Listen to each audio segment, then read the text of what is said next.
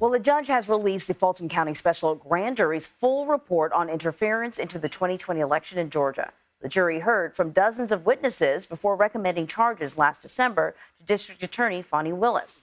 Now let's bring in Jessica Levinson to talk a little bit about the legal stuff that we are seeing in this.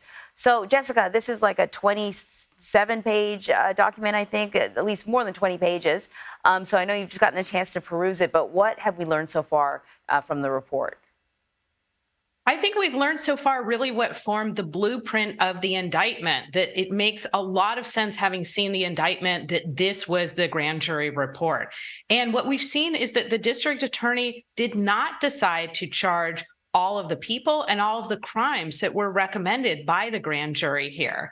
And what we also see, I think, and what's clear to me, is why she picked RICO, because the first part of this report is really all about the facts. The second part of the report is all about citing relevant statutes. And what I take away from it is really why she decided to charge this case as a large criminal enterprise, because you see a lot of people involved, and maybe not always involved in the same actions, but it comes down to the same purpose. And that purpose is to try and overturn the election. And just hearing this week arguments by Kenneth Chesbrough and Sidney Powell saying, you should sever my case from the rest of this case. Looking at this report, it makes sense why the district attorney said, no, this is part of a cohesive whole.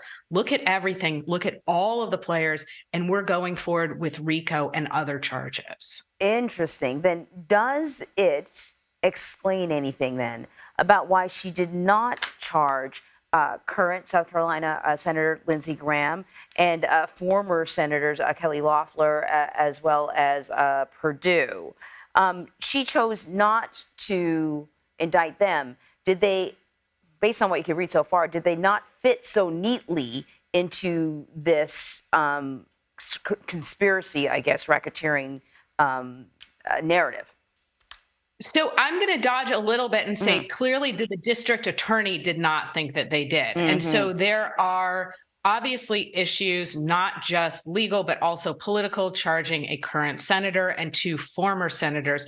But what I also want to caution is, while it is shocking, and I hope it is always shocking, to see a grand jury report saying we are recommending charges against a sitting senator and two former senators, what's not surprising is to see a grand jury report more than what a district attorney ultimately moves forward with. So I do want people to know that if you see a grand jury report, and again, none of this is typical, but the fact that the district attorney, in deciding what she could move forward with to prove guilt beyond a reasonable doubt, it's not strange that you would pick portions to move forward.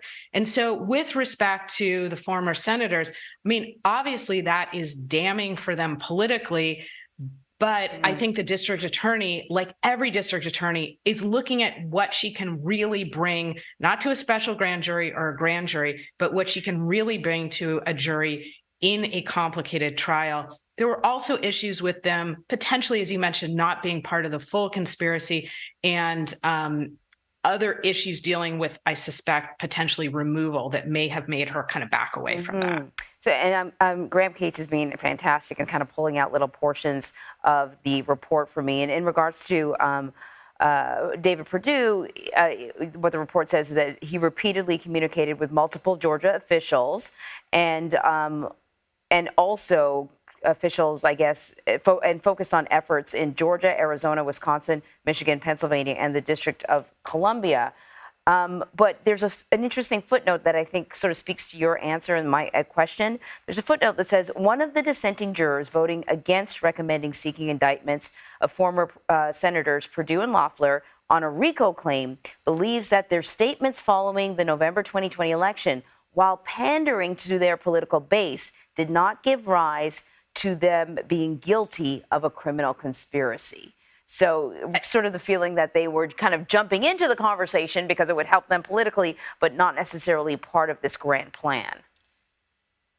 First of all, great reporting by Graham. I want to echo that. And great question. I mean, you zeroed in on exactly, I think, the thing that is important, which is there's a difference between being involved in an effort to say, I don't think that Joe Biden won. I think Trump won. And then that language and those actions crossing the line from political rhetoric into criminal liability. And one of the things I think that we see, and again, your question brought this out so clearly, one of the things I think we see from the report is that not every communication is criminal. Not every communication where you might say to a Georgia official, what's going on with the election or what else can we do here, would cross the line into a violation of the Georgia Penal Code.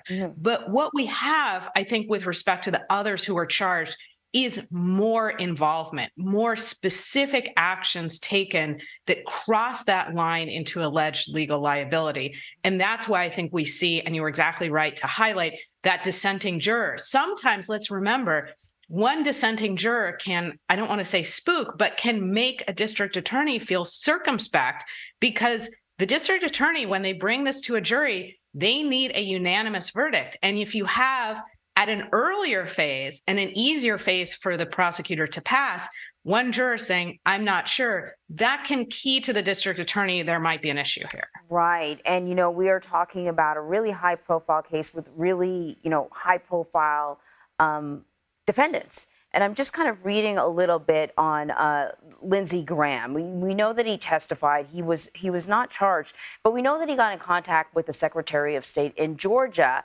And I'm reading an interview from Raffensperger about that conversation. But what you do get from the conversation is that Raffensperger was very sort of caught off guard about what Lindsey Graham was asking him. But Lindsey Graham doesn't do what the former president is accused of doing, which is asking outright for votes to be found.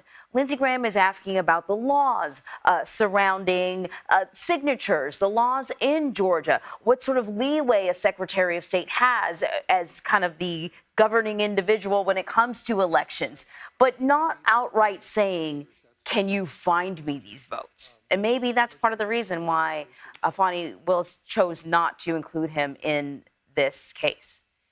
I mean, Anne-Marie, exactly, right? That is the difference. And I think you highlighted that division really well, which is, now we might all suspect what Lindsey Graham wanted and or kind of lightly intended for the ending of that conversation to be. But that is different from, can't you just find me 11,000, et cetera, votes? And so when it comes to who's charged and who's not charged, as we've been discussing, I think the difference isn't, were you in any way involved? Did you make a phone call? The difference is, what did you say on the phone call? What were specific steps that you took? Did you allege fraud that didn't occur? Did you were you involved in this scheme to try and breach voting machines, for instance? I mean, those are things where you can see a much clearer line to criminal liability. But a call from a senator saying, even if it's, tinged with a good deal of political pressure, tell me about the laws, tell me about your role. I think we can absolutely see why a district attorney looking at this would say, I don't want to move forward on an already historic and complicated case on conversations that a juror could say, it's just at the edge of the line, but it's not over it. Right. Makes a lot of sense. Jessica Levinson, thank you so much. Thank you.